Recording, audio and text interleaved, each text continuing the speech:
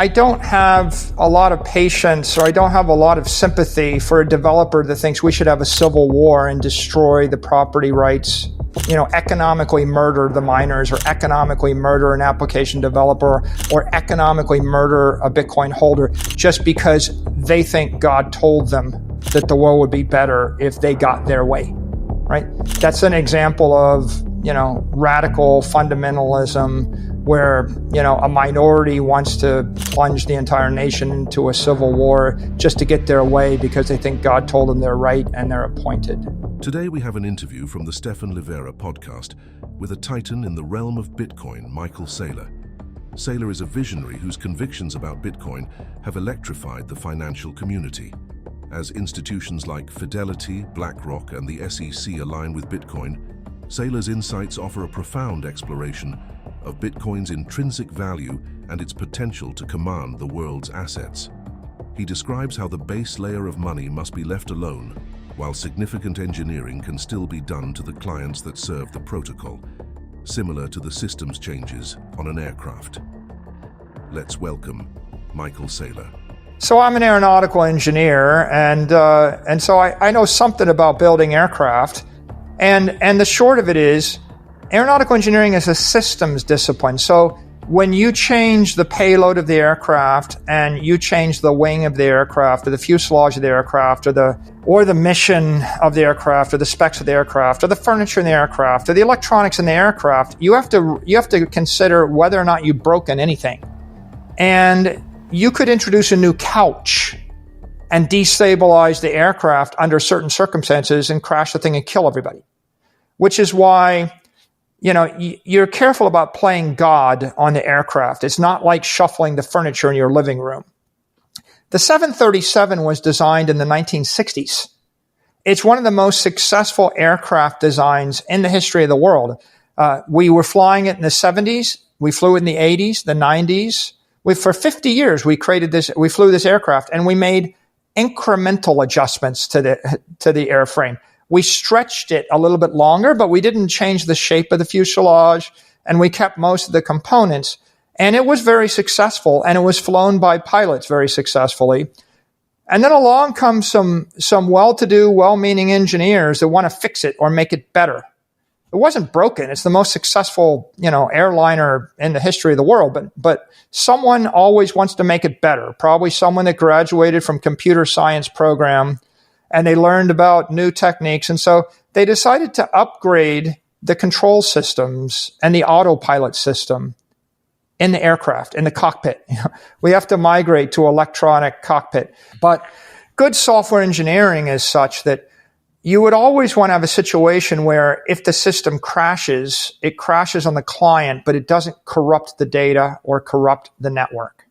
So, you don't want a client, anywhere on the network that would corrupt the network or corrupt the underlying data. And so there's a question of how does it crash, right? How does it fail? Does it fail gracefully, or does it fail in such a way that it corrupts all of the data, right? Or the worst case would be it crashes and it crashes other people's devices as well. So I think that there is a lot of software engineering to be done around Bitcoin. I mean, the engineering of the signing devices, the engineering of the node clients, the engineering of the mining rigs, the engineering of the mining pools, right? The engineering of the layer 2 of the wallets, the engineering of the layer 3 apps, and the engineering of Lightning channels.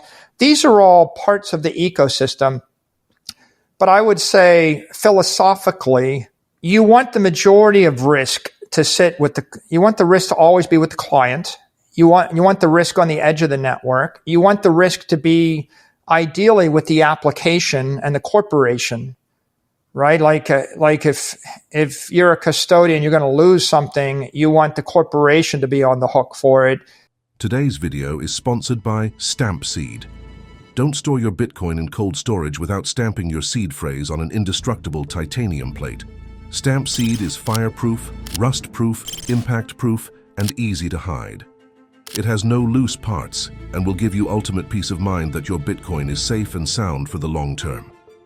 Click the link in the description below for 15% off your stamping kit.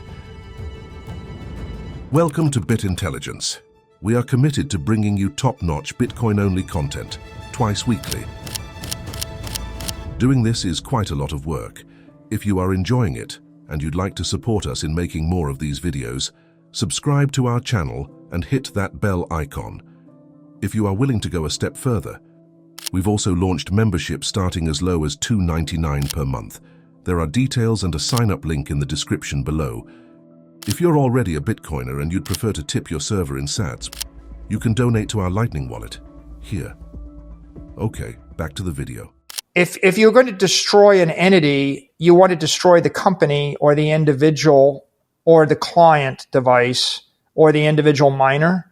You don't want a fatality of the network, right? We can't afford to have the protocol corrupted, right? That's kind of like if you're screwing with stuff in your factory, you're not allowed to use planet-busting nuclear fusion weapons, because if you mess that up, you blow up the planet. I think that when you look beyond it at various extensions of those protocols that are optional, right? Soft forks, if you will, maybe backward compatible extensions that may or may not be adopted. I think that people can pursue whatever they want to pursue and the market will decide. For example, if you came up with a Bitcoin node that ran on an iPhone, would I download it? Might you add some iPhone features?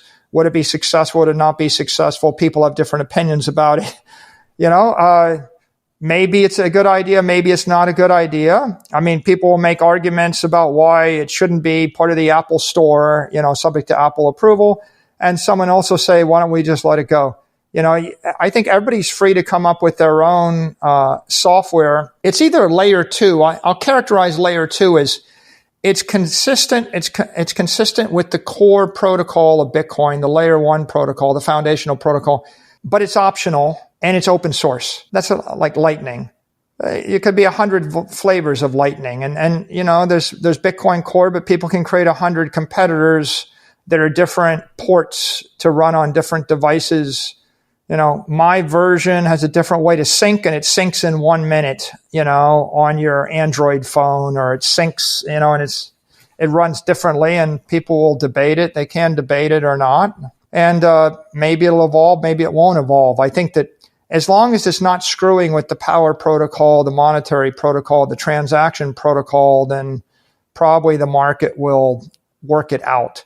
I think performance undermines transaction fees and application development. So when you're introducing performance improvements in the base protocol, you're stealing from the miners.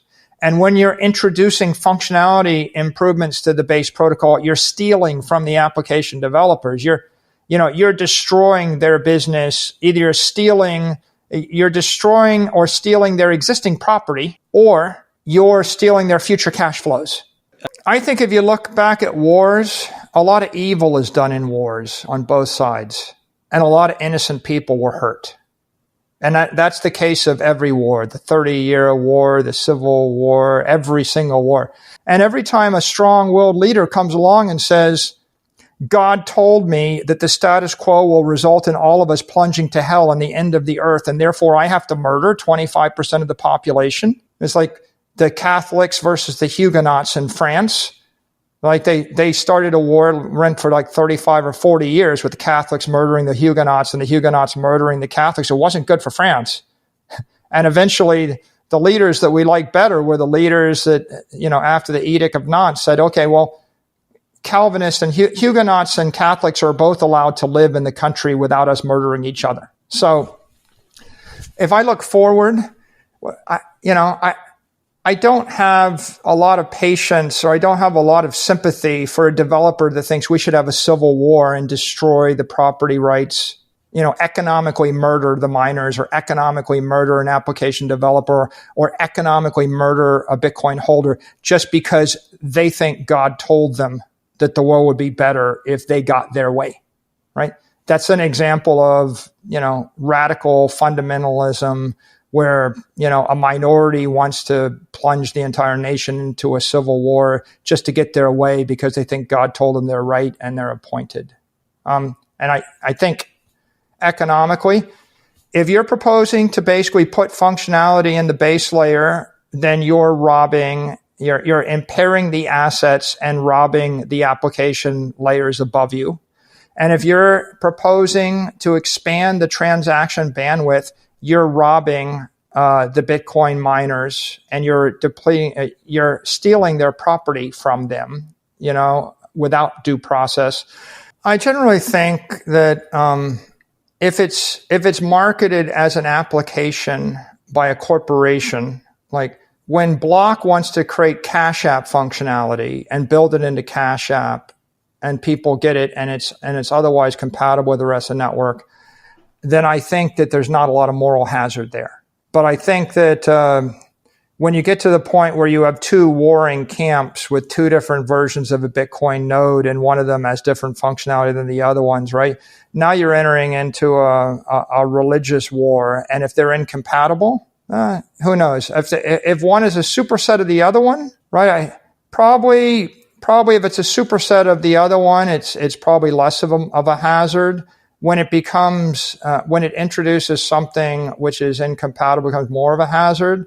I hesitate to give you a black and white answer because I'd have to see it, but I do think it's a slippery slope.